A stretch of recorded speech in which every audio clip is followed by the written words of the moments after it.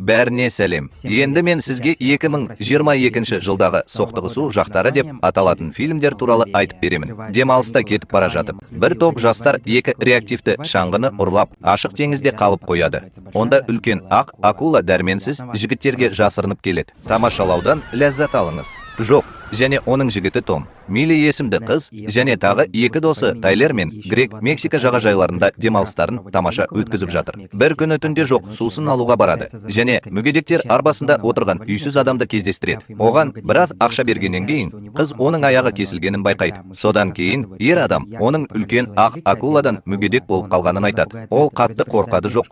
Қызға абай болуды ескертеді. Таң атқанда достары кештен шығып, үйіне қайтып бара жатқанда, Томға ATV кілттерін ұрлап, аздап міну туралы ақымақ ой келеді. Ешкім жұмыс істемейтінін пайдаланып, компания өз жоспарын сабырлы түрде жүзеге асыруда. Содан кейін олар аяқ киімдерін суға тастап, ұялы телефондарын қойып, ашық теңізге шығады. Басында жоқ, мүгедектің оқиғасын еске түсіретініне күмәнданады. Бірақ біраз уақыттан кейін оның ең жақын досы Милли қызды ессіздікке қосылуға көндіреді. Милли өзімен бірге ұялы телефонын алып, жігіттердің жағадан қаншалықты алыс жүзіп бара жатқанын байқамай, ақ орындауға тырысатын барлық трюктерін түсіреді. Көп ұзамай қауіпті маневрлер жоқ деп қорқытады, және ол жігіттерден қайтып оралуын сұрайды. Алайда кеш болады. Өйткені жігіттер қашықтықты есептемей, кенеттен соқтығысып, Грегтің аяғы қатты сынған. Компания есін жиған кезде, олар Тайлердің есінен танып қалғанын түсінеді. Сондықтан Том оны құтқару үшін дереу жолға шығады. Содан кейін барлығы қалған соңғы реактивті шаңғыға ауысады. Сонда олар жараланған досына алғашқы медициналық көмек көрсете алады. Осы уақытта Милли телефондағы сигналды ұстап алуға тырысады. Бірақ барлық әрекеттер сәтсіз аяқталады. Кейінірек топ Тайлер мен Миланы суда қалдырып, Грегті ауруханаға жеткізуге шешім қабылдады.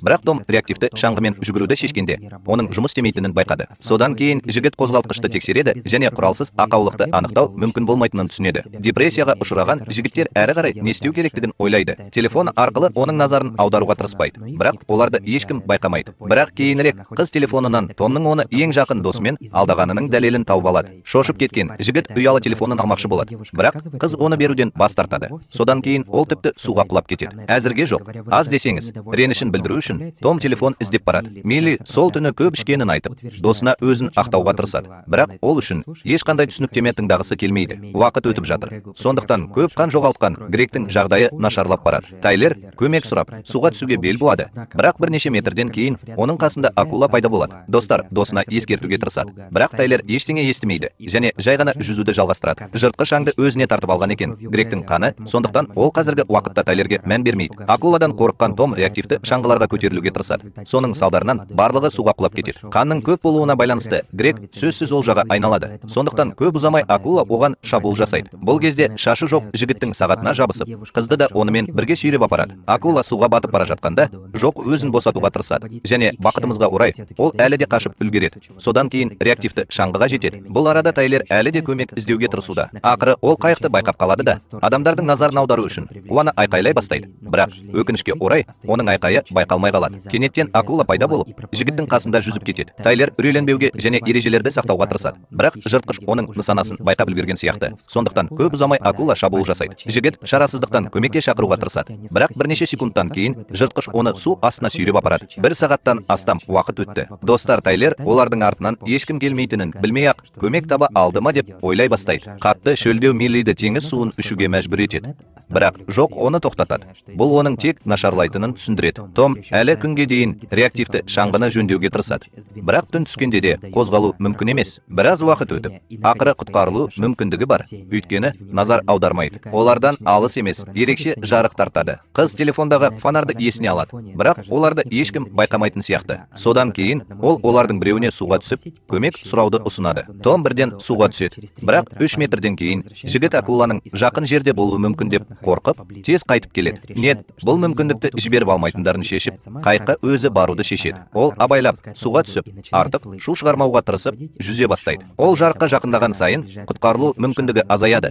Өйткені бұл жай ғана ішінде қайтыс болған адам бар құтқару кеудешесі болып шықты. Жоқ, дүрбелеңге түсіп, оның айқайын естіген Том бірден оның жанына жүгіріп барып, қауіпсіз жерге жетуге көмектеседі. Ол жерде енді жоқ. Көргендерін сабырлы түрде түсіндіріп, акула әлгі адамды қандайда бір жолмен өлтірді деп болжайды. Келесі күні жоқ оянып, айналасына қарауды шешеді. Кенеттен оның тереңінен акула оған шабуыл жасайды. Бұл қыздың оянуына себеп болатын қорқынышты түс екені белгілі болды. Көп ұзамай жігіттер ер адамның денесін байқайды. Оның жанында бірнеше ағаш кесектері бар. Топ оларды жағаға оралу үшін ескек ретінде пайдалануды шешті. Нода құтқару жилетін алып, оны жүзе алмайтын досына береді. Олар қатты ескек есуді бастайды. Бірақ біраз уақыттан кейін сусыздану мен күннің ыстығы өзін сезінеді. Сондықтан күш тез таусылады. Содан кейін кенеттен акула пайда болып, оларға шабуыл жасайды. Ал жігіттер дәрменсіз отырып, оны бақылай алады. Жыртқыш реактивті шаңғыға қайта шабуыл жасағанда, Том аяғынан ауыр жарақат алады. Бұл кезде жоқ ескегінің үшкір ұшымен акуланы шаншып, оның қысқа уақытқа шегінуіне себепші болады. Рас, достар, тіпті тыныс алу мүмкін емес.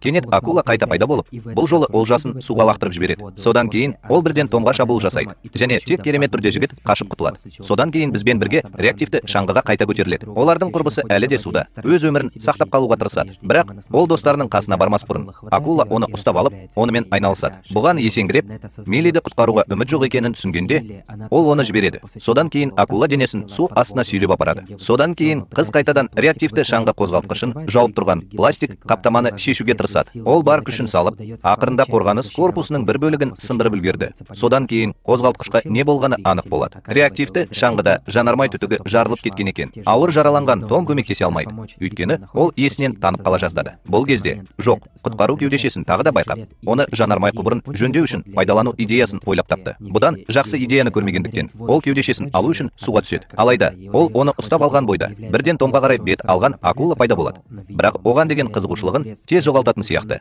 Сондықтан Нетаға қазірдің өзінде үлкен қауіп төніп тұр. Өзін қорғаудан басқа амал жоқ екенін түсініп, ол сынған жамылғының бір бөлігімен қаруланып, онымен қажетті сәтте қаһарлы жыртқыш тұрады. Осы уақыт ішінде ол не болып жатқанын дәрменсіз бақылап отырды. Оған көмектесе алмады. Ол қыздың ізін жоғалтқанда, ол оның қайтыс болғанын болжайды. Бірақ оның таңғаларлығы, ол аздап соққыға жығылған, бірақ әлі тірі. Содан кейін жоқ, ол үзілген шлангты жалғап, қозғалтқышты іске қосады. Рас, реактивті шаңғы қатты зақымданған. Сондықтан ол жылдамдықты арттырудан бас тартады. Осы сәтте акула оларды құтқаруға мүмкіндік бермей, қуып жетуді жалғастыруда. Том екеуінің бірге шығуы мүмкін емес екенін түсінгенде, сүйіктісіне жағаға жетуге мүмкіндік беру үшін өзін құрбан етуді шешеді. Жігіт суға секіргенде, жоқ оны байқап, оны құтқаруға тырысады. Рас, акула әлдеқайда жылдам болып шығады және бірден олжасына жабысып қалады.